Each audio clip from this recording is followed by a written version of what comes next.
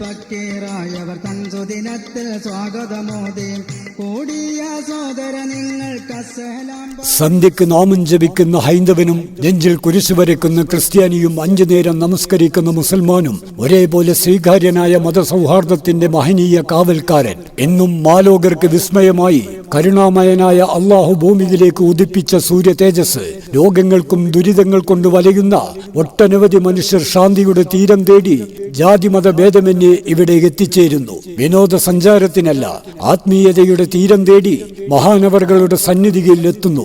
മഹാനവറുകളെ സാക്ഷിയാക്കി ഇരുകരങ്ങളും പ്രപഞ്ചനാഥനിലേക്ക് ഉയർത്തി ഇരുനയനങ്ങളും നിറഞ്ഞ് പ്രാർത്ഥിക്കുമ്പോൾ ആശ്വാസത്തിന്റെ തെളിനീരുറവ അവരുടെ ഹൃത്തടത്തിലേക്ക് ഒഴുകിയെത്തുന്നു.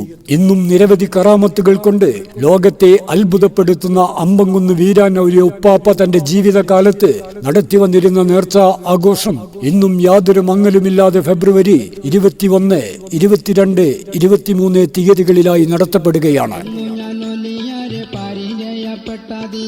പൊന്നോണം പിറന്ന പോലായി എന്റെ ഊണിലും ഉറക്കിലും മറക്കുമോ ഞാൻ ആ കാര്യം അത്രയും വിലപ്പെട്ടതായി. സുൽത്താനുൽ ഹിന്ദ് ഖ്വാജ മുഈനുദ്ദീൻ ചിസ്തി അജ്മീരി ഖദ്ദസല്ലാഹു സിറഹുൽ അസീസ് അവരുടെ ഫക്കീറായി ജീവിച്ച് പരിശുദ്ധ ദീനിന്റെ ആൾരൂപമായി നമുക്കിടയിലൂടെ നടന്നുപോയ റഹ്മാനിയത്ത് എന്ന വിശേഷണത്തിൽ പൂത്തുനിന്ന് നിൽക്കുന്ന അമ്പംകുന്നിലെ പൂമരത്തണലിലേക്ക് നമുക്ക്